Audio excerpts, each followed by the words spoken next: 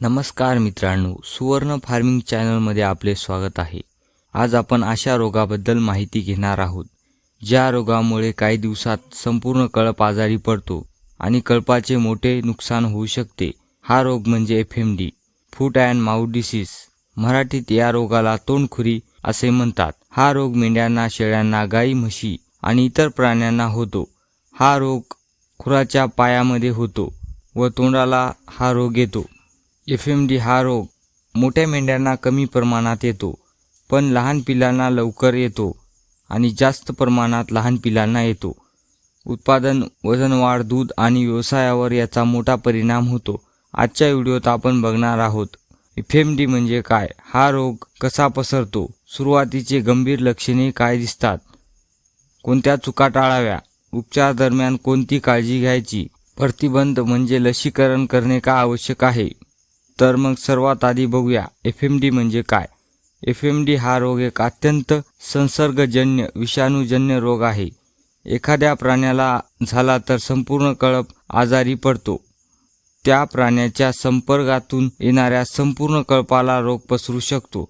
हा रोग प्रामुख्याने गाई, म्हशी, शेळ्या, मेंढ्या यांच्यामध्ये आढळतो। एफएमडी हा रोग कसा पसरतो। एफएमडी झाल्याने प्राण्याला दुसऱ्या निरोगी प्राणी संपर्कात आला की एफएमडी येतो। लाळ येणे, नाकातून पाणी येणे, मेंढ्यांचे दूध कमी होणे, लेंड्या, मूत्र, खाद्य, चारा, पाणी, वाहन, माणसाच्या कपड्याद्वारे, चपलाद्वारे, बाजारातून आणलेल्या नवीन प्राणी यांच्या संपर्कातून रोग पसरतो। एकच आजारी मेंढी पूर्ण कळपाला संसर्ग पसरू शकते।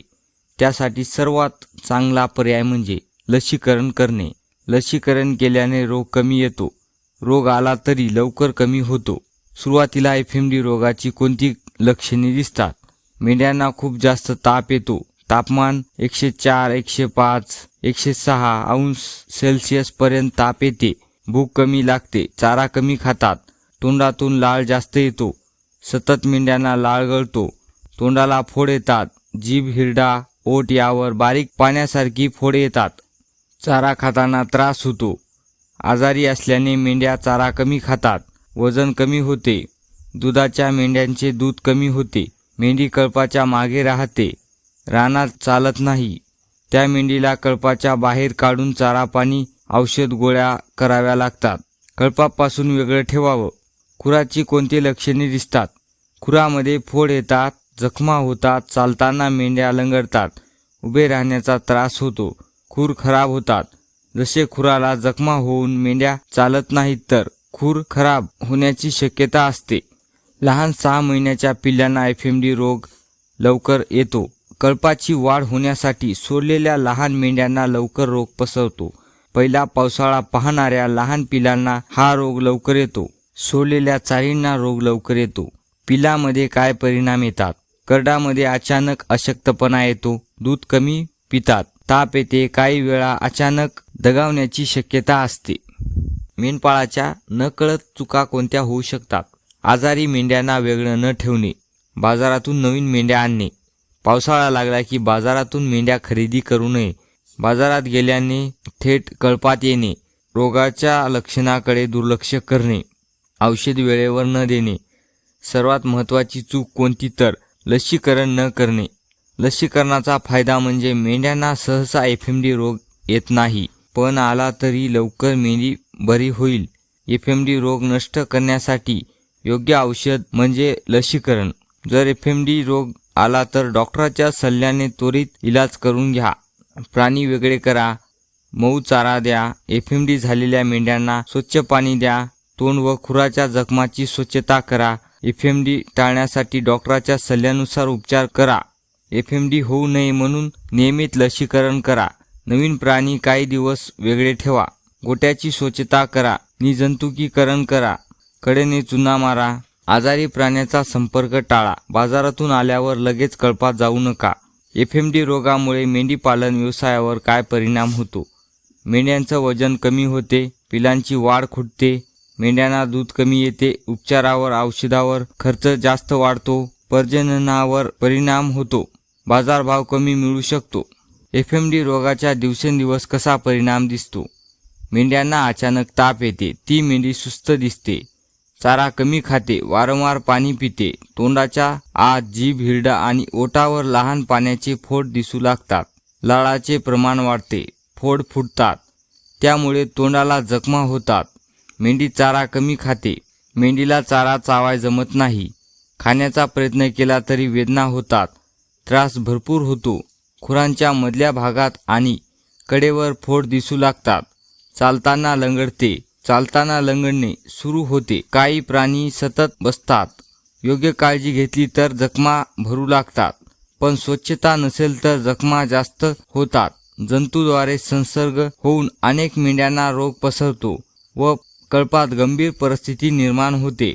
एफएमडी रोगाबद्दलचे काही गैरसमज, जे की अनेकांना वाटते एफएमडी हा रोग फक्त मोठ्या जनावराला येतो, मेंढ्यांना, शेळ्यांना येत नाही, एकदा झाला की पुन्हा येत नाही, घरगुती उपायावर बरा होतो, ताप उतरली म्हणजे एफएमडी रोग गेला, लसीकरणाची काही गरज नाही, फक्त पावसाळ्यात होतो, लाळ गळत असेल तर एफएमडीच आहे का, आजारी मेंढी विकली तर एफएमडी रोग गेला, जखम भरली की संसर्ग संपला, लहान कळप आहे, काही कळपाला धोका नाही, कळप मोठा असेल तरच एफएमडी रोग हा येतो. अशा प्रकारचे अनेक गैरसमज एफएमडी रोगाचे आहेत. एक चूक संपूर्ण कळप धोक्यात आणते. पण योग्य वेळेत रोग ओळखणे, आजारी मेंढ्यांची ट्रीटमेंट करणे, यापासून आजारी मेंढ्या वेगळं ठेवणे, स्वच्छता राखणे, गोठा स्वच्छ झाडणे, नियमित लस देणे, यावर एफएमडी रोगावर थोड्या प्रमाणात नियंत्रण मिळवता येते. कळपाचे संरक्षण करा, मेंढ्यांची काळजी घ्या. एफएमडी झाल्याने एफएमडी रोगाचे उपाय काय आहेत? एफएमडी रोगाचे खूप घातक परिणाम असतात. एफएमडी रोगावर प्रभावी उपाय म्हणला तर लसीकरण करणे हाच उपाय आहे. एकदा जर एफएमडी झाला तर मेंढ्यांना मऊ चारा, झाडाची पाने खाऊ घालू शकता, पण त्यांना येणाऱ्या दुखावर उपाय करू शकता. त्या उपायावर रोग जात नाही. आपण फक्त उपाय करू शकता, पण रोग नष्ट करू शकत नाही कायमचा. त्यासाठी आधीच लस करणे गरजेचे आहे. त्या रोगावर उपाय करणे म्हणजे मेंढ्यांच्या शरीराची प्रतिकारशक्ती वाढवणे, शेळ्यांची इम्युनिटी वाढवणे. मेंढ्यांना रोग झाला तर लय अडचणी येतात. रोग पूर्ण बरा होण्यासाठी माणसाची परेशानी जास्त होते. बायोटिक, अँटीबायोटिक, इंजेक्शन ट्रीटमेंट करू शकता, पण तरी रोग पूर्णपणे बरा होऊ शकत नाही. असे का? तर एफएमडी हा व्हायरल इन्फेक्शन आहे. व्हायरस इन्फेक्शन कधीही पूर्णपणे नष्ट होत नाही. त्यासाठी प्रभावी उपाय म्हणजे लसीकरण. रोग येऊ नये म्हणून एफएमडी लसीकरण करावे. एफएमडी लसीकरण 3 महिन्याच्या पुढच्या पिल्लांना करावे. या रोगाची लसीकरणाची मात्रा 1 ml असते. बाजारात ह्या रोगाची लस सर्वत्र उपलब्ध असते. लसीकरण फारसे खर्चिक नसते. जर रोग आला अशा वेळेस एफएमडी लस देऊ नका, कारण लसीमध्ये ह्या रोगाचे अर्ध मेलेले जीवाणू असतात. लस केल्या तर अशा वेळेस ते घातक होते. जर एफएमडी झालाच तर पोटॅशियम परमॅंगनेट नावाची पावडर पाण्यात मिसळून त्या पाण्याने मेंढ्यांचे खूर स्वच्छ धुवून घ्या. जर तोंडाला बाहेरच्या बाजूला जखम असेल तर त्या पाण्याने स्वच्छ धुवून घ्या. अजून दुसरा उपाय काय करू शकता? दुसरा उपाय म्हणजे ग्रिसलीन बॉटल असते आणि बोरिक ॲसिड नावाचे पांढरे पावडर असते. हे मिक्स करून मेंढ्यांच्या तोंडाला लावू शकता. नाहीतर ग्रिसलीन लावून पण उपाय करू शकता. अजून एक उपाय, ग्रिसलीन हे हळदीत मिसळून मेंढ्यांच्या तोंडाला लावू शकता. हे झाले तोंडाला उपाय करायचे. आणि पायाला पोटॅशियम परमॅंगनेटचे पाणी लावून धुवू शकता. दुसरा उपाय म्हणजे तेरामाशी पायाला लावू शकता. तेरामाशी हे पायाच्या खुरामध्ये मध्यभागी लावू शकता. एफएमडी हा रोग मेंढ्यांच्या तोंडाला आधी येतो, नंतर तो रोग पायाला होतो. नंतर पायाच्या पुढच्या फऱ्याला लहान लहान निबरट गड्डे येतात. त्या गड्ड्यामुळे मेंढ्यांना चालाय जमत नाही. मेंढ्या चारी पायाने लंगडतात. असे होत असेल तर त्यासाठी पेनॉन किंवा पेनिसिल हे वापरू शकता. हे सांगण्याचे मुख्य उद्दिष्ट म्हणजे ह्यापासून रोग कमी होतो असे नाही, फक्त त्या रोगावर आपण उपाय करू शकतो. हे ट्रीटमेंट कोणते एकच वापरू शकतात. रोगावर पूर्णपणे नियंत्रण करायचे असेल तर आधीच लस करणे आवश्यक आहे. जसे तोंडाला 4 उपाय सांगितले, त्यातला एक उपाय वापरा, जेणेकरून एकाच उपायावर रोगावर नियंत्रण करता येईल. त्यासोबत मलम स्प्रे वापरून रोगाला कमी करू शकता. एकच गोष्ट लक्षात ठेवा, हे उपचार म्हणजे जखम वाढू नये म्हणून उपाय करू शकता. एफएमडी रोग झाला म्हणजे उपचार करू शकता, पण त्या रोगाला पूर्णपणे नष्ट करण्यासाठी लसीकरण करणे आवश्यक आहे. रोग झाल्यावर लस काम करत नाही. लस काम करण्यासाठी 20 ते 21 दिवस लागतात. म्हणजे लस रोग होण्याच्या आधीच देणे गरजेचे आहे. झाल्याने लसीकरण करणे काही कामाचे नाही, त्याचा काही उपयोग होत नाही. एफएमडी झाला की त्या प्राण्याला खूप त्रास होतो. तो रोग जास्त असेल अशा वेळेस मेंढ्या दगावण्याची शक्यता पण असते.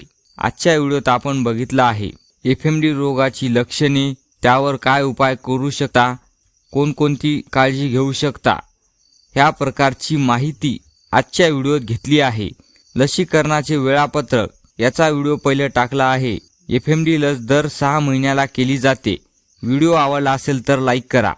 सुवर्ण फार्मिंग चॅनलला सबस्क्राईब करा, जेणेकरून पुढील येणारी सर्व व्हिडिओ बघायला मिळतील. पुन्हा भेटूया नवीन व्हिडिओमध्ये. तोपर्यंत धन्यवाद.